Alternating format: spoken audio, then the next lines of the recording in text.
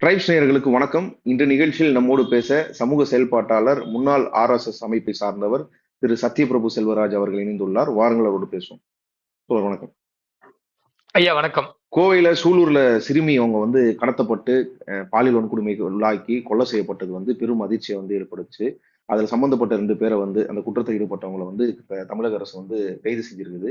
ஆனா காவல்துறை முன்கூட்டியே எச்சரிக்கையான, அதாவது ஒரு துரிதமான நடவடிக்கை எடுக்கல. கம்ப்ளைண்ட் கொடுத்து அதை விரைவா அந்த நடவடிக்கை எடுக்கல அப்படின்றது பெற்றோர்களோட, உறவினர்களோட, அந்த பகுதி மக்களோட குற்றச்சாட்டா இருக்குது. ஏற்கனவே இது முதல்வர் விஜய் அவர்கள் இதை பத்தி பேசாததும் அந்த குடும்பத்துக்கும் அந்த ஊர் மக்களுக்கும் பெரும் அதிருப்தியா இருந்தது. இந்த நேரத்துல இதை இன்னும் இந்த அதிருப்தி அதிகப்படுத்துற வகையில அமைச்சர் கீர்த்தனா அவர்கள் பத்திரிகையாளர் சந்திப்புல இந்த விஷயம் குறித்து கேட்கும்போது, அது நிர்வாக பிரச்சனை, பதில் சொல்ல முடியாதுன்னு தவிர்த்ததும் சரி, அதுக்கப்புறம் அதை சிரிச்சுட்டு போனதும் சரி, ஐஜி அவங்களும் அந்த பிரஸ் மீட்ல சிரிச்சதும் சரி, இது இன்னும் மக்களிடையே ஆத்திரமூட்டுற விஷயமா மாறி இருக்குது. நீங்க இதை எப்படி பாக்குறீங்க? ஐயா, ரொம்ப வேதனையா இருக்குங்க, அருவருப்பா இருக்கு, வாந்தி வருது. இந்த தாவேக அரசாங்கத்தின் செயல்பாடுகளை நினைத்தால் வாந்தி வருது, ஆக்ரோஷம். நமக்கு அவ்வளவு ஆத்திரம் வருது. ஏன்னா இதே விஜய் இதற்கு முன்னாடி திமுக ஆட்சியில நம்ம குற்றம் நடக்கலன்னு சொல்லல, குற்றங்கள் நடந்தது.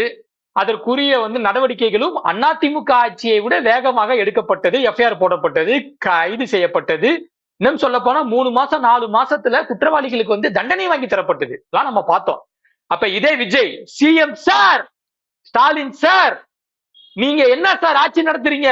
ஒரு பொண்ணு காலை கடன் கழிக்கிறதுக்காக போகும் பொழுது இந்த மாதிரி கற்பழிக்கப்பட்டு கொலை செய்யப்பட்டிருக்காங்க. உங்க ஆட்சியில பெண்களுக்கு பாதுகாப்பு இல்ல. இதுதான் சிஎம் சாரோட மாடலா? இதுதான் ஸ்டாலினோட மாடலா அப்படின்னு விஜய் கேள்வி கேட்டதா நம்ம பார்த்தோம். இப்ப நம்ம என்ன கேக்குறோம்? ஐயா திரு விஜய் அவர்களே, விஜய் சார், கோயம்புத்தூர்ல 10 வயசு சார், 10 வயசு ஒரு சின்ன குழந்தை. அந்த குழந்தைக்கு என்னன்னே தெரியாது. அந்த குழந்தைய கண்ணு காதெல்லாம் கடிச்சு கொதறி, அந்த குழந்தையோட கண்ணு காதெல்லாம் கடிச்சு சிதைச்சு வச்சிருக்கான் அந்த மனித மிருகம். அப்படி ஒரு குழந்தை வீட்டுல விளையாண்டுட்டு இருந்த குழந்தைய சாக்லேட் காமிச்சு கூப்பிட்டுட்டு போய் அந்த குழந்தைய சித்திரவதை பண்ணி அந்த குழந்தைய பாலியல் வன்கொடுமை செஞ்சு கொண்டிருக்கான். இதுக்கு என்ன சார் பண்ண போறீங்க? அன்னைக்கு நடந்ததுக்கு ஸ்டாலின் தான் பொறுப்புன்னு சொன்ன விஜய் அவர்களே, இன்னைக்கு கோயம்புத்தூர்ல நடந்த சம்பவத்துக்கு நீ தான் பொறுப்பு அப்படின்னு நம்ம சொல்றோம். வீட்டை விட்டு வெளியே வாயா, பனையூர் விட்டு வெளியே வா. இன்னும் பனையூர்ல உட்காந்துட்டு என்ன பண்ணிட்டு இருக்க? இங்க இன்னைக்கு மட்டும் நடக்கல. இந்த தாவேக அரசாங்கம் வந்ததுல இருந்து ரேப்பு நடக்குது, கொலை நடக்குது, கொள்ளை நடக்குது, ரவுடிசம் சார்ந்த சண்டைகள் நடக்குது, தாக்குதல்கள் நடக்குது. இங்க திருச்சியில ஐஜி ஆபீஸ் முன்னாடி பயம் இல்லாம ஒரு ஒருத்தனை போட்டு அடிச்சு கொள்றாங்க, ஒரு பொண்ணு ஒருத்தன் அடிக்கிறாங்க. இதெல்லாம் யாருங்க கேட்கறது? இதுக்கெல்லாம் பதில் சொல்ல வேண்டிய கடமைப்பட்டிருக்கக்கூடிய இந்த தாவேக அரசாங்கத்துல இருக்கக்கூடிய முதலமைச்சர் சைலண்ட் மோட்ல இருக்காரு. பேருக்கு ஒரே ஒரு பேப்பர்ல அறிக்கையை மட்டும் கொடுத்துட்டு பனையூர்ல பதுங்கிட்டாரு. எது எப்படி? பனையூர்ல பதுங்கிட்டாரு. அப்ப சரி, வழக்கம் போல சிஎம் விஜய அவர் ஆட்சிக்கு வராது இருக்கும் பொழுதே சந்திக்க முடியாது, கேள்வி கேட்க முடியாது, பிரஸ் மீட்டை பார்த்தா ஓடுவாரு மோடி மாதிரி. மோடியோட 2.0 தான் விஜய். ஆனா சரி, விஜய தான் கேட்க முடியலையே அப்படின்னு சொல்லி அந்த தாவேக அரசாங்கத்துல இருக்கக்கூடிய அமைச்சர்கள்ட்ட போய் கேள்வி கேட்கிறாங்க. இந்த அம்மா பேர் கீர்த்தனா.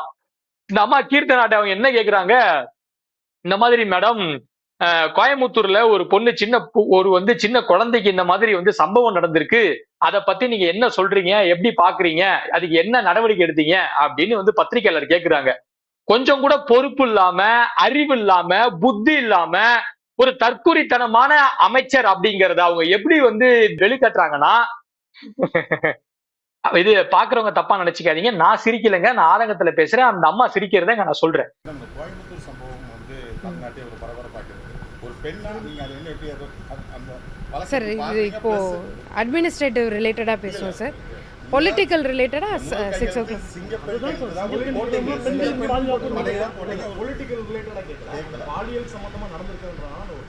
ஒரு பெண் என்ற முறை நீங்க அந்த வழக்கு எப்படி பாக்குறீங்க? அதுக்கு என்ன மாதிரியான நடவடிக்கை எடுத்துருக்கீங்க உங்க அரசு, தாவேக அரசு? தலைவர் என்ன முடிவு எடுத்தாலும் கரெக்டா இருக்கும் சார். ஒரு அமைச்சர் அறிவு இல்லாம, புத்தி இல்லாம, பொறுப்பு இல்லாம, தற்குறித்தனமா அவங்க சொல்ற பதில நாமெல்லாம் கூர்ந்து கவனிக்கணும். என்ன சொல்றாங்க? இல்ல சார், நம்ம அட்மினிஸ்ட்ரேஷனை பத்தி மட்டும் பேசுவோமே, பொலிட்டிக்கலா நம்ம ஈவினிங் பேசுவோமே அப்படின்னு அந்த அம்மா சிரிச்சுக்கிட்டே பதில் சொல்றாங்க. அதற்கும் பத்திரிகையாளர் கேட்கிறாங்க, அப்படி இல்ல மேடம், நீங்க ஒரு பொண்ணா, அங்க ஒரு சின்ன பொண்ணு பாதிக்கப்பட்டிருக்காங்க, அதை எப்படி பாக்குறீங்க, அதுக்கு என்ன நடவடிக்கை எடுக்கிறீங்க, அதுக்கு என்ன நடவடிக்கை எடுத்திருக்கீங்கன்னு திரும்ப கேட்கிறாங்க. அதுக்கு அந்த அம்மா சொல்றாங்க, அதெல்லாம் எங்க தலைவர் வந்து நல்ல நடவடிக்கையா தான் எடுப்பாரு அப்படின்னு சொல்லி சிரிச்சுக்கிட்டே அந்த இடத்த விட்டுங்க கடந்து போறாங்க.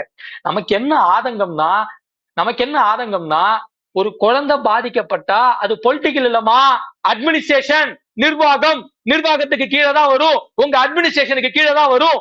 அந்த மக்கள் பாதிக்கப்பட்டவங்க நடவடிக்கை எடுக்கிறதுக்கு உங்களுடைய அரசாங்கத்துக்கிட்ட தான் வருவாங்க. இது நிர்வாகம் சார்ந்ததுதான், இது அட்மினிஸ்ட்ரேஷன் சார்ந்ததுதான்.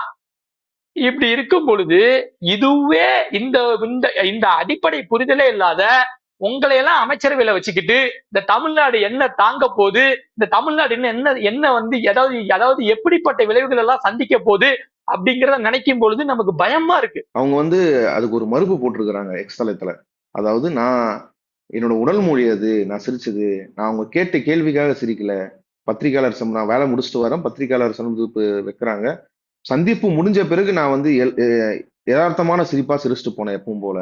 அதை வந்து என்னோட உடல் மொழியை வச்சு அதை அரசியலாக்கி அது மூலியமா வந்து ஒரு பிரச்சனையை உண்டாக்கணும்ன்றது, ஒரு அவதூறு உண்டாக்கணும்ன்றது வந்து நான் வந்து வெறுக்கிறேன். அது ஒரு துயரமான சம்பவம் தான், எனக்கும் அது வருத்தம் அளிக்குது. ஆனா எதிர்கட்சிகள் விமர்சிக்கலாம், ஆனா இப்படிப்பட்ட விஷயங்களை செய்யக்கூடாது அப்படின்னு அவங்க ஒரு கருத்தை பதிவு செஞ்சிருக்காங்க சமூக வலைதளத்துல. இப்படிப்பட்ட விமர்சனம்ங்கிறது வந்து டிவிகே காரணங்க பண்றது ஒண்ணு இல்ல. அது உப்பு சப்பு விஷயத்துக்கு எல்லாம் வந்து ட்ரோல் பண்றது, விமர்சனம் பண்றது, இப்படி அட்டுழியங்களை பண்றது டிவிகே காரணங்க. நம்ம ஆக்கப்பூர்வமா பேசுறோம். என்ன சொன்னோமா, யதார்த்தமா சிரிச்சீங்களோ. உங்க வீட்டுல ஒரு பொண்ணு இருந்து அந்த பொண்ணுக்கு இப்படி ஒரு விஷயம் வந்து நடந்திருந்தா இந்த யதார்த்தமான சிரிப்பு வருமா, இந்த யதார்த்தமான பேச்சு வருமா, இப்படியான யதார்த்தமான பதில் தான் வருமா? அங்க ஒரு குழந்தை பாதிக்கப்பட்டிருக்குங்கிறத விட சிதைக்கப்பட்டிருக்கு, கொடூரமா சிதைக்கப்பட்டிருக்கு. அந்த சம்பவம் நடக்கும் பொழுது அந்த குழந்தையினுடைய மனநலம் எப்படி இருக்கும், அந்த குழந்தைய பெற்றவங்களுடைய வந்து மனநலம் எப்படி இருந்திருக்கும், இதெல்லாம் கடந்து சாதாரணமா என் உடல் மொழி அப்படிதான். சரி, உங்க உடல் மொழி எதுன்னு இப்ப நான் காட்டுறேன். ஐயா நல்லா பாருங்க. போனா இதே வந்து கடந்த திமுக ஆட்சியில இதே வந்து கீர்த்தனா முடியெல்லாம் வந்து பயங்கரமா விரிச்சு போட்டுக்கிட்டு ஒரு மாதிரி ஆக்ரோஷமா கத்துவாங்க. இங்க வந்து பெண்களை வந்து அடிமைப்படுத்துறாங்க, இங்க பெண்களுக்கு கேட்கறது யாரும் இல்ல, இப்படிப்பட்ட ஆட்சி உங்களுக்கு வேணுமா, இந்த ஆட்சி வேணாமா, இந்த ஆட்சி பெண்களுக்கு எதிரான ஆட்சி. எனக்கு இந்த பெண் அடிமைப்பட்டீங்க, அப்படி பெண் அடிமை பண்ற ஒரு ஆட்சி தேவையா?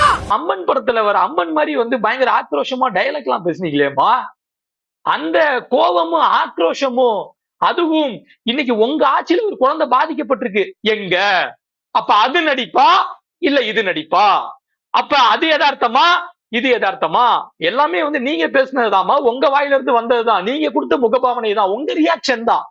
அப்ப ஆக பொறுப்பு இல்லாத, புத்தி இல்லாத, அறிவு இல்லாத ஒரு விஷயம் வந்து அட்மினிஸ்ட்ரேஷன் சார்ந்ததா அது பொலிட்டிக்கல் சார்ந்ததான்னு பிரிச்சு பார்க்க தெரியாத இப்படியான பொறுப்பு இல்லாத அமைச்சர்கள் எல்லாம் அமைச்சரவையில வச்சிருக்கிறத பார்க்கும் பொழுது தமிழ்நாட்டு மக்களுக்கு பயம் வருது. தமிழ்நாட்டு எதை நோக்கி போகுது அப்படிங்கிற கேள்வி நமக்குள்ள வருது. சரி, இந்த ஆட்சியில இருக்கக்கூடிய இந்த அமைச்சர்கள் தான் இப்படி இருக்காங்களா அப்படின்னா அதை விட ரொம்ப வேதனையா இருக்குங்க, பயமா இருக்கு.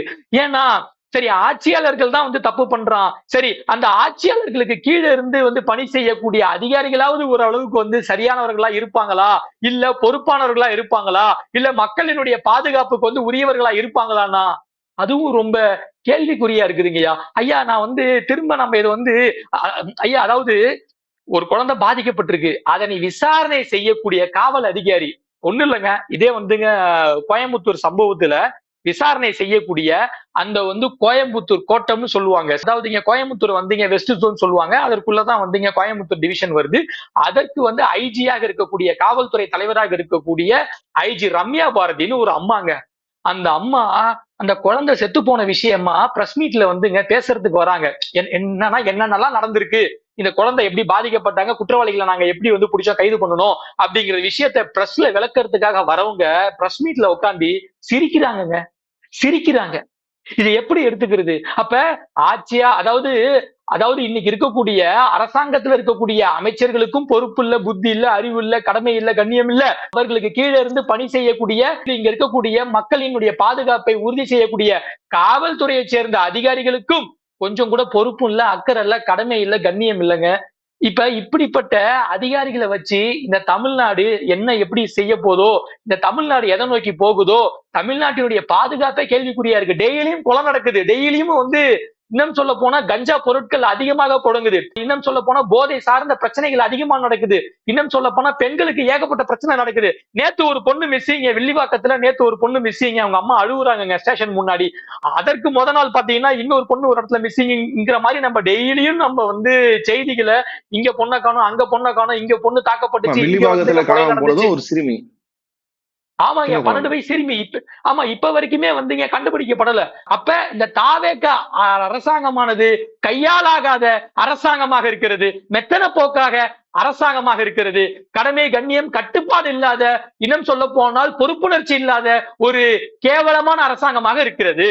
எப்படி இன்னைக்கு இவங்க எல்லாம் வந்து இந்த வந்து பிரச்சனைகள் எல்லாம் ரொம்ப யதார்த்தமா கேஷுவலா இப்பதானே வந்திருக்கோம், இதெல்லாம் ஒண்ணும் இல்லைங்க அப்படிங்கிற மாதிரி கேஷுவலா இந்த தாவேக அமைச்சர்கள் எல்லாம் கடந்து போறாங்களோ, இதெல்லாம் ஒரு படி மேல போய் இதுக்கெல்லாம் ஒரு படி மீறி இன்னைக்கு தாவேகாவினுடைய ஊதுகுழலா இருக்கக்கூடிய ஃபெலிக்ஸ் ஜெரால்ட் இருக்காருல்ல, ஃபெலிக்ஸ், தேசிய செய்தி தொடர்பாளர். அதான் பொய் சொல்றதுக்கு வன்மத்தை பரப்புறதுக்கு இல்லாமடா செய்தி தொடர்பாளர்னு ஒரு போஸ்டிங் வேற. அவர் என்ன பண்றாருன்னா, அதாவதுங்க இந்த இதே வந்து டிவிகேல வந்து யாரோ பாம்பு தினேஷோ கோம்பு தினேஷோ அப்படின்னு ஒருத்தர் இருக்கான். பாம்பு தினேஷ். அவனால ஒரு பாம்பு தினேஷ், அவனால வந்து ஒரு வந்துங்க பெண் ஒரு வந்து சின்ன குழந்தை சிறுமி வந்து பாதிக்கப்படுறாங்க பாலியல் ரீதியா. அந்த பிரச்சனை வந்துங்க கம்ப்ளைண்ட் செய்யப்படுது, புகார் ஆகுது, பெரிய சர்ச்சையாகுது, பேசு பொருள் ஆகுது. இப்ப கைதும் இந்த பண்றாங்க. ஃபெலிக்ஸ், ஆமாங்க, கைது பண்றாங்க. இப்ப ஃபெலிக்ஸ் அதுக்கு வக்காலத்து வாங்கி ஒரு பெரிய வீடியோ ஒண்ணு போடுறாருங்க. என்னன்னா, அந்த பாம்பு தினேஷோடைய மனைவியை வச்சு திமுக காரங்க செட் பண்ணி இப்படி ஒரு விஷயத்த ஃபேக்கா பண்ணிருக்காங்க. இது வந்து திமுகவை சேர்ந்த எபினேசர் தான் இந்த வந்துங்க இப்படி ஒரு வந்து பொய் குற்றத்தை வந்து பரப்பி பாம்பு தினேஷை மாட்டி விட்டுட்டாரு அப்படின்னு ஒரு போக்சோ அக்யூஸ்டுக்கு, ஒரு பொறுக்கிக்கு இந்த ஃபெலிக்ஸ் போய் சப்போர்ட் பண்ற வேலையை பார்த்துக்கிட்டு இருக்கான். இப்படி ஒரு பொய்யான விஷயத்த வந்து ஒரு வந்துங்க பேட்டியா வீடியோவா தன்னுடைய வந்து ரெட் பிக்ஸ்ங்கிற பொய் பிக்ஸ் சேனல்ல வந்து போடுறாரு. கடைசியா அந்த வீடியோவை யூடியூபே இதுல வந்து ஹராஸ்மெண்டா இருக்கு, இந்த வீடியோ தப்பான வீடியோவா இருக்குன்னு சொல்லிட்டு யூடியூபே அந்த வீடியோவை தூக்கிடுச்சு. இப்ப இந்த வீடியோ ரெட் பிக்ஸ் சேனல் என்கிற பொய் பிக்ஸ் சேனல்ல இருந்து நீக்கப்பட்டிருக்கு. அப்ப இதெல்லாம் பொய் பிக்ஸ் ஃபெலிக்ஸ் வந்து எதற்கு பண்றாருன்னு பார்த்தா ஒரு விஷயம் சொல்றாங்க. என்னமோ வர வந்து ராஜ்யசபா எலெக்ஷன்ல எம்பி சீட் வந்து இங்க கேட்டிருக்காராம் தொகுதிக்கு. அதற்காக தான் இப்படி விழுந்து விழுந்து பல்ட்டி அடிச்சு மல்லாக்கு அடிச்சு எல்லாம் அவர் வந்து விஜய் கட்சிக்கு வந்து முட்டு கொடுக்கறதா சொல்றாங்க. அப்ப இந்த கட்சியில் உள்ள ஒவ்வொருத்தரும் தங்களுடைய சுய லாபத்துக்காக தங்களுடைய வந்து பொறுப்பு கண்ணியம் எல்லாத்தையும் கடந்து அதற்கு மேல போய் பொய்யான விஷயங்களை பரப்புவதற்கு தயாரான வேலைகளை பார்த்துக்கிட்டு இருக்காங்க. இன்னொரு விஷயம் நம்ம சொல்லணுங்க, ரொம்ப வந்து சங்கடமான ஒரு விஷயம். இந்த வந்து இங்க கோயம்புத்தூர் இஷ்யூ இருக்குல்ல, அது உட்பட இந்த 10 நாளா நடக்கக்கூடிய சட்ட ஒழுங்கு பிரச்சனைகளுக்கு எல்லாம் பின்னாடி திமுக தான் இருக்கு அப்படின்னு வழக்கம் போல இந்த வந்து டிவிகே விர்ச்சுவல் வாரியர்ஸ் வந்து ஒரு வந்துங்க ஸ்டாண்ட் எடுக்கிறானுங்க. ஏன்டானா அவங்க நொண்ணனுக்கு வந்து கெட்ட பேர் ஏற்படுத்துறதுக்காக திமுக அப்படி ஒரு விஷயம் பண்ணுதான். ஏடா கவர்மெண்டே உங்க கையில தானடா இருக்கு. இப்படி ஒரு கட்சியில இருக்கக்கூடிய தலைவன்ல இருந்து, அமைச்சர்ல இருந்து, மாநில நிர்வாகிகள்ல இருந்து, மாவட்ட நிர்வாகிகள்ல இருந்து, அதற்கு கீழே வந்து தொண்டர்னு சுத்தக்கூடிய ரசிகர்கள் வரைக்கும் இப்படி ஒரு தவறான மனநிலையில, புரிதல் இல்லாம ஒரு வந்து ரசிக மனப்பான்மையில தற்கொலை கூட்டங்களாக இருப்பது தமிழகத்துக்கே ஆபத்து ஆபத்து ஆபத்து அப்படின்னு நான் சொல்றேன். அதே மாதிரி போன ஆட்சியில குறிப்பா வைக்கப்பட்ட ஒரு பெரிய விமர்சனம் அப்படின்னா வந்து டாஸ்மார்க்ல பாட்டிலுக்கு 10 ரூபா வாங்குறது அப்படின்ற விமர்சனம் தான். குறிப்பா அதை வந்து முன்னாள் அமைச்சர் செந்தில் பாலாஜி தான் செஞ்சார், அவர் தான் அதை கொள்ளடிச்சிருக்காருன்ற பிரச்சாரங்கள் வந்து பயங்கரமா செய்யப்பட்டது, விமர்சனங்களும் பயங்கரமா வச்சிருந்தாங்க. இந்த ஆட்சி வந்த பிறகும் பாட்டிலுக்கு எக்ஸ்ட்ரா 10 ரூபா வாங்குறன்ற பிரச்சனை வந்து ரொம்ப அதிகமாயிட்டு இருக்குது. இது டிவிக்கே எதிர்க்கிறவங்களும் டாஸ்மார்க்கு போய் வீடியோ எடுத்து இதோ பாருங்க போடுறாங்க, 10 ரூபா எக்ஸ்ட்ரா வாங்குறாங்கன்னு போறாங்க. டிவிக்கே ஆதரவாளர்களே போய் விஜய் அண்ணா சொல்லிட்டாரு ஏன் 10 ரூபா வாங்குறீங்க, டிவிக்கு ஆட்சி வந்துச்சு எங்ககிட்டே 10 ரூபா வாங்குறீங்களான்னு அவங்களும் எடுத்து போடுறாங்க. அதனால இது நடக்குதுன்றது தவிர்க்க முடியாத, அதை மறுக்க முடியாத உண்மையா இருக்குது. இது குறித்து மதுவிலக்குத்துறை அமைச்சர்கிட்ட கேட்டோம்னா அவங்க வந்து அவர் என்ன சொல்றாருன்னா அது ஒரு விளக்கம் கொடுக்குறாரு, நீங்க பார்த்திருப்பீங்கன்னு நினைக்கிறேன். அந்த விளக்கம் நியாயமானதா? அது ஏற்கனவே கோர்ட்டு தீர்ப்புனால 10 ரூபா வாங்குறாங்க. கோர்ட்ல வந்து பாட்டில் இந்த மாதிரி பொது இடங்களை போடக்கூடாது, அது வந்து பல உயிரினங்களுக்கு இல்ல மனிதர்களே கூட காயம் ஏற்படலாம், அதனால வந்து அதை ரிட்டர்ன் ஒப்படைக்கணும் அப்படின்னு சொன்னதுனால அதுக்கு ஒரு ஸ்கீம் கவர்மெண்ட் போட்டு ஸ்டிக்கர் ஒட்டி அதை திருப்பி வந்து கொடுத்தா 10 ரூபான்ற மாதிரி திருப்பி கொடுக்குறாங்க. அது கொடுக்கறது இல்ல பல இடங்கள்ல. இது உடனே சினிமால வர மாரிலாம் பட்டுலாம் சரி பண்ண முடியாது, இது சரி செய்யறதுக்கு ரொம்ப நாள் ஆகும் அப்படின்ற மாதிரி அவர் சொல்றாரு. அது நியாயம் முடியாது. தான் நானும் சொல்லியிருக்கேன். பாட்டிலுக்கு 10 ரூபான்னு எக்ஸ்ட்ரா வாங்கக்கூடாதுன்னு சொல்லியிருக்கோம். ஆனால் இதில் ஒரு சட்ட சிக்கல் என்னவா இருக்குது அப்படின்னு சொன்னால், கோர்ட்டோட ஒரு டைரக்ஷன் இருக்குது. அது எல்லாருக்குமே தெரியும். அந்த கோர்ட் என்ன சொல்கிறாங்கன்னா, நீங்கள் அந்த பாட்டில் குடிக்கிறவங்க அந்த பாட்டிலை வெளியே போட்டுட்டு போயிடுறாங்க. இப்போ நீங்கள் அந்த டூரிஸ்ட் ஸ்பாட் மாதிரி அந்த இடத்துல அந்த பாட்டில் கிடக்கும்போது ஒரு யானைக்கான அந்த காயங்கள் ஆகலாம், மனிதர்களுக்கு அந்த காயங்கள் ஆகலாம். அந்த பாட்டிலை திருப்பி வாங்கணும். அப்போ அந்த பாட்டிலை திருப்பி எல்லாரும் கொண்டு வந்து கொடுக்கணும்னா என்னன்னா, ஒரு பாட்டிலுக்கு ஒரு ஸ்டிக்கரை நீங்கள் ஒட்டிக்கோங்க. ஒட்டி அதில் 10 ரூபாய் எக்ஸ்ட்ரா வாங்கிக்கோங்க. திருப்பி அந்த பாட்டிலை கொண்டு வந்து கொடுத்தால் அந்த 10 ரூபாயை திருப்பி கொடுத்துருங்க அப்படின்னு சொல்லி கோர்ட்டு பாட்டில் ரேட் வாங்கிக்கணும்னு சொல்லும்போது, நம்மளுடைய பிளான் என்னவா இருந்திருக்குன்னா, இதுக்கு முன்னாடி அவங்களோட பிளான் என்னவா இருக்குன்னா, இதுக்கு ஒரு 10 ரூபாய் ஸ்டிக்கர் ஒரு கான்செப்ட் கொண்டு வரலாம்.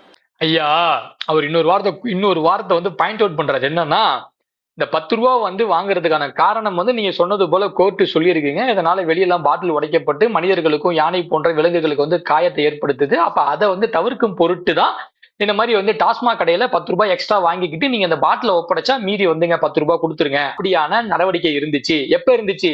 இது வந்துங்க போன ஆட்சியில இருந்துச்சு. இதனாலதான் போன ஆட்சியில அப்படின்னு வந்துங்க திமுகவை சொல்றாரு. போன ஆட்சியில இந்த மாதிரி வந்து இதனாலதான் 10 ரூபாய் வந்து வாங்கிட்டு இருந்தாங்க. இப்ப அந்த 10 ரூபாய் வாங்குறதுல என்ன பிரச்சனைனா, இவங்களுக்கு 10 ரூபாய் வாங்குறது பிரச்சனைன்னு இவர் சொல்லல. அந்த அமைச்சர் இந்த 10 ரூபாய் வாங்குறதுல இப்ப என்ன பிரச்சனைனா, சில கடைகள்ல 10 ரூபாய் வந்து காசு தர மாட்டாங்க, பாட்டில திரும்ப கொடுத்தாலும் தர மாட்டாங்க, சில்லற இல்லைன்னு சொல்றாங்க. அப்ப அதை நாங்க வந்து மாத்தணும், அதை ஒரே நாள்ல மாத்த முடியாது, இது ஒண்ணு சினிமா கிடையாதுங்க அப்படின்னு பேசுறாரு. எப்பா விக்னேஷ், உங்கள்ட்ட ஒன்னே ஒண்ணு கேட்கும். உங்களுக்கு இப்ப இவ்வளவு நல்லா வந்து விளக்கமா நல்லா பேச தெரியுது இல்ல, உங்க நொண்ணனுக்கு இந்த அறிவு எங்க போனுச்சு? போன முறை அந்த வந்துங்க கரூர்ல பாட்டிலுக்கு 10 ரூபான்னு உங்க நொண்ண பாட்டு பாடி தானே 41 பேர் செத்து போனாங்க. 41 பேர் அதனாலதானே செத்து போனாங்க. உங்க நொண்ண அப்ப அந்த பாட்டிலுக்கு 10 ரூபான்னு பாட்டு பண்ணாரு. இப்ப உங்க நொண்ண ஆட்சியிலையும் பாட்டிலுக்கு எக்ஸ்ட்ரா 10 ரூபா தான் வாங்கப்படுது. நாங்களும் பாட்டிலுக்கு 10 ரூபா விஜயே, பாட்டிலுக்கு 10 ரூபா விஜயே அப்படின்னு இப்ப நாங்களும் கேக்குறோம். ஆனா இதற்கு நீ குடுத்திய ஒரு விளக்கம், இந்த விளக்கம் உங்க நொண்ணனுக்கு இப்ப தெரியாதா? இந்த மாதிரி கோர்ட்டு சொல்லியிருக்கு, இந்த மாதிரி வந்து பாட்டில் வந்து வெளியெல்லாம் இவங்க வந்து போட்டு உடைச்சிடுறாங்க. அப்படி உடைக்கிறதுனால மனிதர்களுக்கும் விலங்குகளுக்கும் பாதிப்பு ஏற்படுத்துது. அப்ப அதை வந்து தவிர்க்கும் பொருட்டு பாட்டிலத்தை வந்து திரும்ப ஒப்படைச்சா நீங்க வந்து கொடுத்துட்டு 10 ரூபாய் வாங்கிக்கலாம் அப்படிங்கிற அடிப்படையில தான் 10 ரூபாய் பணம் வசூல் பண்ணுதுன்னு இன்னைக்கு வந்து வக்கனையா பேச தெரிஞ்ச மதுவிலக்குத்துறை அமைச்சர் விக்னேஷ் அவர்களே, இந்த பதிலும் இந்த அறிவும் இந்த புரிதலும் இந்த நியாயமும் போன 3 மாசத்துக்கு முன்னாடி பேசின உங்க அண்ணன் இன்னைக்கு முதலமைச்சரா இருக்கக்கூடிய விஜய்க்கு ஏன் தெரியாம போச்சு? அப்ப அன்னைக்கு நீங்க நாடகம் போட்டீங்களா? அன்னைக்கு நீங்க வேஷம் போட்டீங்களா? அன்னைக்கு நீங்க மக்கள் கிட்ட வந்து டான்ஸ் போட்டு மக்களை ஏமாத்துனீங்களா? ஏங்க அதானங்க உண்மை. அப்ப நீங்க மக்களை ஏமாத்தி இருக்கீங்க, மக்களை திசை திருப்பி இருக்கீங்க. அந்த ஆட்சியில தப்புன்னு சொன்ன நீங்க உங்க ஆட்சியில சரின்னு சொல்றீங்கன்னா, நீங்கள் அனைவரும் நாடகக்காரர்கள், நீங்கள் அனைவரும் வேஷதாரிகள் அப்படின்னு நம்ம சொல்றோங்கய்யா. அப்புறம் இன்னொரு வார்த்தை சொல்றீங்க, இது என்ன சினிமாவா, ஒரே நாள்ல மாத்த முடியுமான்னு. உங்க நொண்ண அப்படிதானப்பா சொன்னாரு, இப்படின்னா அப்படி ஆயிடும், அப்படின்னா இப்படி ஆயிடும் அப்படின்னு வந்து என்னமோ வந்து பயங்கர மேஜிக் மாதிரி பெரிய மாஸ்லாம் பேசினாரு. பக்கா மாஸ் கட்சி வேற நீங்க, என்னப்பா உங்களாலே முடியலையா? அப்ப யதார்த்தம் புரியாமல், இங்க வந்து நடக்கக்கூடிய நிர்வாகத்திறன் தெரியாமல் இவர்கள் அனைவரும் ஒரு வந்து தவறான ஃபேக் நரேஷனை செட் பண்ணி ரீல்ஸ் மூலமாக ஆட்சியில வந்து உட்கார்ந்து இருக்காங்க. அதனையும் மக்கள் பார்த்து நம்பி ஏமாந்து விட்டார்கள். இன்னைக்கு மக்கள் அதற்கான பலனை வந்து பார்த்து மக்கள் தினந்தோறும் வெம்பி வெதும்பி வேதனையில தவிச்சுக்கிட்டு இருக்காங்க. கரண்ட் இல்லாம, பாதுகாப்பு இல்லாம, பெண்களுக்குரிய பாதுகாப்பு இல்லாம, காவல்துறையில ஒழுங்கான வந்து பொறுப்பு இல்லாம, காவல்துறையில உரிய வந்து நடவடிக்கை இல்லாம, எல்லா டிபார்ட்மெண்ட்லயும் எல்லா மினிஸ்ட்ரிகள் சார்ந்த டிபார்ட்மெண்ட்லயும் எல்லா மினிஸ்ட்ரிகள் சார்ந்த டிபார்ட்மெண்ட்லயும் பாத்தீங்கன்னா ஊழல், லஞ்சம் அப்படிங்கிறது காட்டுமிராண்டித்தனமா இங்க வந்து கட்டுப்பாடு இல்லாம வந்து நடந்துட்டு இருக்கிறத பார்த்து மக்கள் மாபெரும் அச்சத்திலும் மாபெரும் வேதனையிலும் இருக்காங்க அப்படின்னு நம்ம சொல்றாங்க. இதே பதிலதான் போன ஆட்சியில வந்து இருந்த இது மதுவிலக்குத்துறை அமைச்சரான முத்துசாமி சொன்னாரு. இந்த மாதிரி வந்துங்க பாட்டிலுக்கு ஏன் 10 ரூபாய் வந்து இது வாங்கப்படுதுன்னா அதற்கு இதான் காரணம்னு சொன்னாரு. சரி, அதை நம்ம வந்துங்க நியாயப்படுத்தல. பாட்டிலுக்கு எக்ஸ்ட்ரா 10 ரூபாய் வாங்குறது தப்புதான். நம்ம வந்து இன்னும் சொல்ல போனா படிப்படியா வந்துங்க மதுவிலக்கை கொண்டுட்டு வரணும்.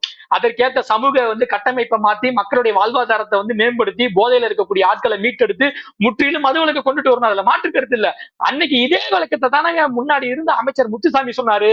அன்னைக்கு உங்க நொண்ண பாட்டிலுக்கு 10 ரூபான்னு டான்ஸ் ஆடினாரு. இன்னைக்கு நீங்களும் அதை தாண்டா பண்றீங்க அப்படின்னு நம்ம கேக்குறோங்க. தமிழக முதலமைச்சர் என் இனமான தலைவர் ஜோசப் விஜய் அவர்களின் எனக்கு வந்து ஒரு அமைச்சரவையில் ஒரு வாய்ப்பு கொடுத்திருக்காங்க, சுற்றுலாத்துறை அமைச்சரா. அதுக்கு நான் வந்து ரொம்ப கடமைப்பட்டிருக்கேன். எனக்கு என் மீது பெரிய ஒரு நம்பிக்கை வச்சு நமது முதலமைச்சர் அவர்கள் எனக்கு இந்த பொறுப்பு கொடுத்திருக்காங்க. சுற்றுலாத்துறை பத்தி உங்களுக்கு தெரியும்.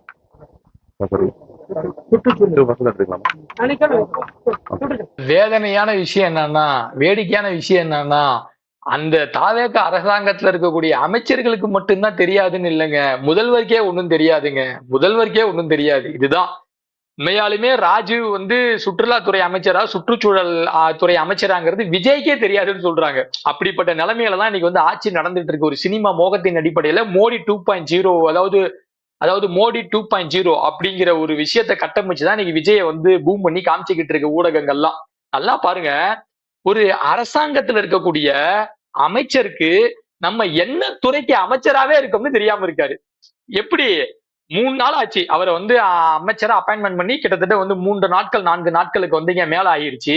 அவர் அந்த வந்து இங்க துறை சார்ந்த IAS ஆபீசர்ஸ பார்த்திருப்பாரு, துறை சார்ந்த அதிகாரிகளை சந்திச்சிருப்பாரு, துறை சார்ந்த சில கோப்புகள்ல கையெழுத்து போட்டிருப்பாரு, இன்னும் சொல்ல போனா துறை சார்ந்த மீட்டிங்ல கலந்துட்டு இருப்பாரு. அவருடைய ஆபீஸ் முன்னாடியே வந்து சுற்றுச்சூழல் துறை அமைச்சருங்கிற போர்டு இருக்கும். இதெல்லாம் இருந்தும் இதெல்லாம் கடந்தும் ஒரு அமைச்சருக்கு நம்ம சுற்றுச்சூழல் துறை அமைச்சர்னே தெரியாம அவர் என்ன சொல்றாரு, இந்த மாதிரி எங்கள் இனமான தலைவர் முதல்வர் விஜய் அவர்கள் என்னைய நம்பி அமைச்சரவையில சுற்றுலாத்துறைங்கிற ஒரு வந்து அமைச்சரா எனக்கு வந்து பதவி கொடுத்திருக்காரு, அதை நான் நல்லா பண்ணுவேன், உங்களுக்கே தெரியுங்க சுற்றுலாத்துறை வந்து எப்படி இருக்குன்னு அப்படின்னு ஆரம்பிக்கிறாரு. உடனே பத்திரிகைக்காரங்க, சார் நீங்க சுற்றுச்சூழல் அமைச்சர் சார், சுற்றுலாத்துறை அமைச்சர் இல்ல சார் அப்படின்னு பத்திரிகைக்காரங்க சொல்லவோ, அதற்கு ஓ சரி சரி சரி வாங்க நம்ம இது ரீடேக் போய்க்கலாம், ஃபர்ஸ்ட்ல இருந்து போலாம் அப்படின்னு தான் என்ன அமைச்சர், தான் எதற்கு பொறுப்பேற்றோம், நம்ம எந்த துறைக்காக வந்து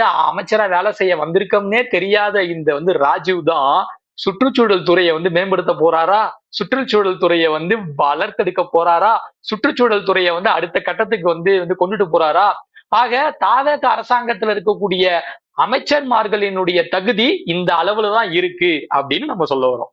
தமிழ்நாட்டில் நடக்கக்கூடிய சட்ட ஒழுங்கு பிரச்சனையா இருக்கட்டும், பெண்களுக்கு எதிரான வன்முறைகளா இருக்கட்டும், பவர் கட் அதிகமா நடக்குது, அவதிப்படுறாங்க, நைட்டு ஃபுல்லா தூங்க முடியலன்னு மக்கள் அவதிப்படுறாங்க, போராட்டங்கள் நடத்துறாங்க, இதெல்லாம் இருக்கட்டும், கள்ளசாராயம், அதாவது நேரம் மீறி 12 மணிக்கு முன்னாடியும் 10 மணிக்கு அப்புறமும் வந்து சாராயம் கிடைக்குது அப்படின்ற பிரச்சனையா இருக்கட்டும், இது எல்லாத்தையும் சரி செய்யணும் அப்படின்னு சொல்லி நம்ம சொன்னோம்னா அரசு மீது விமர்சனம் வச்சா, அரசு பதவி ஏற்றின்னு 1 மாசம் கூட ஆகல, கொஞ்ச நாள் நேரம் தரணும்னு சொல்லி தாவேக்காக அரசு ஆதரி இருக்கக்கூடியவங்களும் அதை சொல்றாங்க. இன்னைக்கு அமைச்சர் ராஜ்மோகனும் அதை வந்து பேட்டியில சொல்லியிருக்கிறாரு. இந்த டைம், இந்த நேரம் கொடுக்கறதுன்றது அவசியமோ? அது நியாயமான கோரிக்கையை தான் பாக்குறீங்களா? ஐயா, இதுக்கெல்லாம் உங்களுக்கு நேரம் வேணும். ஆனா ஆட்சி அமைச்ச உடனே கட்டிங் வாங்குறது, மாமூல் வாங்குறதெல்லாம் உடனே உங்க கட்சியில அமைச்சர்மார்கள்ல இருந்து கட்சியில இருக்கக்கூடிய வந்து நிர்வாகி வரைக்கும் கடையா போறது, மிரட்டுறது, அவன் லெவல்ல அந்தந்த இடத்துக்கு ஏத்த மாதிரி காசு கேட்கறது, மிரட்டுறது. இதுல ஹாஸ்பிட்டலுக்குள்ள போயிட்டு உங்க கட்சி நிர்வாகிகள் போயிட்டு வந்து ரீல்ஸ் மோகத்துல வேலைலாம் ஒழுங்கா நடக்குதான் செக் பண்றது, இந்த அதிகாரத்தை உங்க கட்சிக்காரங்களுக்கு யார் கொடுத்தா முதல்ல? அப்ப நல்ல விஷயங்கள் செய்யறதுக்கு டைம் தேவைப்படுது, ஐயக்கத்தனம் செய்யறதுக்கு அதுக்கெல்லாம் வந்து உங்களுக்கு வந்து நேரமே கிடைக்கல. சரியா? உடனே கத்துக்கிறாங்க, உடனே கத்துக்கல, களத்துல இருக்காங்க. ஐய களத்துல ஸ்பாட்ல ரியாக்ட் பண்ணிட்டு இருக்காங்க, சும்மா ஜெகஜோதியா சுத்திக்கிட்டு இருக்கானுங்க. இந்த முன்னெல்லாம் நம்ம பார்த்திருப்போங்க, தமிழ்நாட நம்ம பெரிய வந்துங்க முற்போக்கு மாநிலம் நினைச்சு பெருமையா பேசிக்கிட்டு இருந்தோம். இன்னைக்கு நார்த்ல சிரிக்கிறான். என்னன்னா, ஒரு கட்டத்துல நம்ம பார்த்திருப்போம், என்னன்னா இந்த இதுங்க டிக்டாக் ரீல்ஸ் வீடியோ எல்லாம் வந்து இந்த ரோட்ல பண்றது, ஏரியில பண்றது, மலையில பண்றது, பப்ளிக்கா பண்றதெல்லாம் பார்த்திருப்போம். இப்ப அது கொஞ்சம் எல்லை மீறி எங்க போகுதுன்னா அரசு நிர்வாகங்கள்ல பண்ண ஆரம்பிச்சிட்டாங்க. மந்திரியோட, அதாவது அமைச்சருடைய அலுவலகத்துல பண்றாங்க, அமைச்சர் போற இடத்துல ரீல்ஸ் பண்றாங்க. இங்க அமைச்சரா வந்ததே எதுக்காக வந்திருக்காங்கன்னா ரீல்ஸ் பண்றதுக்காக தான் வந்திருக்காங்கன்னு நான் நினைக்கிறேன். ஏன்னா அவங்க ஆக்சுவலா வந்து இங்க ரீல்ஸ் பண்ணி தான் ஆட்சிக்கு வந்தாங்க. இப்போ வந்து என்ன பண்றாங்கன்னா, எத்தனை வியூஸ் போகுது, இன்னும் நம்ம பின்னாடி தீ மியூசிக்லாம் என்ன மாதிரி பாட்டு வைக்கலாம், எப்படிலாம் ஒண்ணு இல்லைங்க. கோயம்புத்தூர்ல ஒரு வந்துங்க மந்திரி அமைச்சர் போறாரு, இந்த வந்துங்க குழந்தை சம்பந்தமா வந்து விசாரிக்க போனவரு அங்க என்ன பண்றாருன்னா உட்காந்துட்டு ஓன் அடுக்குறாரு. அதற்கு வந்துங்க தீ மியூசிக் போட்டு வந்து டிவி காரனுங்க வந்துங்க ஃபயர் விட்டுட்டு அந்த வந்துங்க வீடியோவை ஷேர் பண்றானுங்க. இதே போன ஆட்சியில கரூர் சம்பவத்துல மிஸ் இவர அன்பில் மகேஷ் பொய்யாமொழி வந்து அங்க போயிட்டு உணர்வு பூர்வமா நின்று அழுததை வந்து இவனுக்கு எல்லாம் ட்ரோல் பண்ணானுங்க. இன்னைக்கு இவங்களோட அமைச்சர் அங்க போய் உட்காந்துட்டு வந்து என்ன பண்றாரு, கண்ணீர் தான் விடுறாரு. ஆனா நம்ம என்ன ரெண்டத்தையுமே நம்ம வந்து உணர்வு பூர்வமா தான் பாக்குறோம். இப்ப அந்த ஆட்சியில ட்ரோல் செய்யப்பட்டது, இந்த ஆட்சியில வந்து ட்ரோல் செய்யப்படாம அதுக்கு வந்து இங்க தீ மியூசிக் வச்சு இவனுங்களே வந்து ஃபயர் விடுறங்கிற பேர்ல ஒரு கேவலமான விஷயத்த பண்ணிக்கிட்டு இருக்கானுங்க. இப்ப நம்ம ராஜ்மோகன் என்ன கேட்கிறோம்னா, இப்ப வந்து இப்ப வந்து நீங்க ஒரு விஷயம் கேட்டீங்க, மின்வெட்டு. சரி, இப்ப உங்க பேச்சுப்படியே மின்வெட்டு நடக்குதுங்க. அதுக்கு நாங்க புதுசா வந்து ஆட்சிக்கு வந்திருக்கோம். எங்களுக்கு வந்து டைம் தேவைப்படுது. சரி. ஏன்னா தமிழ்நாட்டுல போன மாசம் தான் எல்லா இடத்துலயும் வந்து இங்க டிரான்ஸ்பார்மர் எல்லாம் கொண்டு வந்து ஈபி கரண்ட் கொடுத்தாங்களா? இதுங்க நாம வந்துங்க உண்மையை சொல்லணும். திமுக ஆட்சியா இருந்தா இதுக்கு முன்னாடி இந்த திமுக ஆட்சியும் சரி, அதற்கு முன்னாடி இருந்த எடப்பாடி பழனிசாமியினுடைய ஆட்சியிலும் சரி, இந்த அளவுக்கு வந்துங்க மின்வெட்டே வரலையே. கரண்ட் வந்து ஃப்ரீக்வன்சியா தானே வந்துட்டு இருந்துச்சு. இந்த மாதிரி தொடர் மின்வெட்டு வரவே இல்லையே. அப்பெல்லாம் திமுக ஆட்சியில, அதிமுக ஆட்சியில தொடர் அதாவது பெருசா மின்வெட்டு இல்லாம மக்களுக்கு மின் விநியோகமானது சீராக வந்து கிடைக்கும் பொழுது இந்த வந்து தாவேகாவினுடைய கவர்மெண்ட் வந்த பிறகு ஏன் கிடைக்கல? எதனால கட் ஆகுது? ஏங்க அப்பதான் கிடைச்சிச்சுங்களேங்க. அதற்கான இன்ஃப்ராஸ்ட்ரக்சர் தான் தமிழ்நாட்டுல இருக்கு. நீங்க புதுசா உருவாக்கணும்னு அவசியம் இல்லையே. அவங்க கொடுக்கறது அப்படியே கண்டினியூ பண்றதுக்கு எதுக்குங்க உங்களுக்கு வந்து நேரம் தேவைப்படுது? அப்ப இது எல்லாம் அவர்கள் வந்து இது இப்படியான பதில்கள் எல்லாம் நம்ம எப்படி பாக்குறோம்னா, அமைச்சர்மார்களினுடைய பொறுப்பின்மையை தான் வந்து காட்டுறதா நம்ம பாக்குறோம். இப்ப என்ன சொல்றாங்க, 1 மாசம் தானாங்க ஆகுது. சரி, அப்புறம் என்ன சொல்லுவாங்க, 1 வருஷம் தானாங்க ஆகுது. இல்ல, இப்ப என்ன சொல்லுவாங்க, ஒரு மாசம் தானே. இப்ப என்ன சொல்லுவாங்க, 1 மாசம் கூட ஆகல. சரி, அப்புறம் என்ன சொல்லுவாங்க, 1 வருஷம் கூட ஆகலங்க. அப்புறம் இன்னும் 2 வருஷம் கூட ஆகலங்க. அப்ப நாங்களாம் என்ன சாகுறதா? கரண்ட் இல்லாம கொள்ளக்காரனுக்கு பயந்துகிட்டு, ரவுடிசத்துக்கு பயந்துகிட்டு, இன்னும் சொல்ல போனா வீட்டுல உள்ள பெண்கள் எல்லாம் நாங்க வந்து உசுர கையில புடிச்சு வச்சுக்கிட்டு நாங்கெல்லாம் சாகுறதா? நீ 5 வருஷம் முடிகிற வரைக்கும் ஏங்க, முதல் தடவை இப்பதாங்க வந்து நாங்க வந்து ஆட்சிக்கே வந்தோம். இந்த ஒரு முறை தாங்க நாங்க இருக்கோம். அடுத்த முறை நாங்க வந்து வந்து நல்லா பண்ணிடுவோங்க, கிழிச்சிருவோங்க, அறுத்து தள்ளிடுவோங்க. இதெல்லாம் ஒரு வந்து பதிலான்னு இது நினைக்கும் பொழுது காரி துப்பணும்னு தோணுது நமக்கு. இப்ப போன ஆட்சியில நம்ம பார்த்தங்க. போன ஆட்சியில நம்ம வந்து இப்படி வந்துங்க மந்திரிங்க சேகர் பாபு உள்ளிட்டவங்க எங்கேயாவது இந்த மாதிரிலாம் வந்து வாய் விடும் பொழுது அது வந்து பயங்கரமா வந்து ட்ரோல் செய்யப்பட்டுச்சு. அது வந்து பெரிய பேசு பொருளாக்கப்பட்டுச்சு. ஆனா இவ்வளவு தற்குறித்தனமான பொறுப்பில்லாத வேலைக்கெல்லாம் பேச்சுக்கல தாவேக அமைச்சர்கள் ஒவ்வொருத்தரும் தினந்தோறும் ஏதோ ஒரு மூலையில ஏதோ ஒரு ரூபத்துல ஏதோ ஒரு பிரச்சனைகளுக்கு வெளிப்படுத்திக்கிட்டே இருக்காங்க. ஆனா அது இப்ப யாராலையும் வந்து இங்க பேசப்படல. இது வந்து ஒரு பெரிய பேசு பொருள் ஆக்கப்படல. அப்ப இது ஒரு வந்து ஆபத்தான போக்கு, தமிழ்நாட்டுக்கே ஒரு ஆபத்தான போக்கு அப்படின்னு நான் சொல்ல வரேன். தப்பு யார் செஞ்சாலும் தப்புதான். அதனை வந்து தொடர்ந்து நாம கேட்கணும், பேசணும். இவ்வளவு நேரம் பல்வேறு விஷயங்கள் குறித்து உங்க கருத்துக்களை பகிர்ந்து கொண்டதுக்கு மிக்க நன்றி. ஐயா, நன்றிங்க. நன்றி.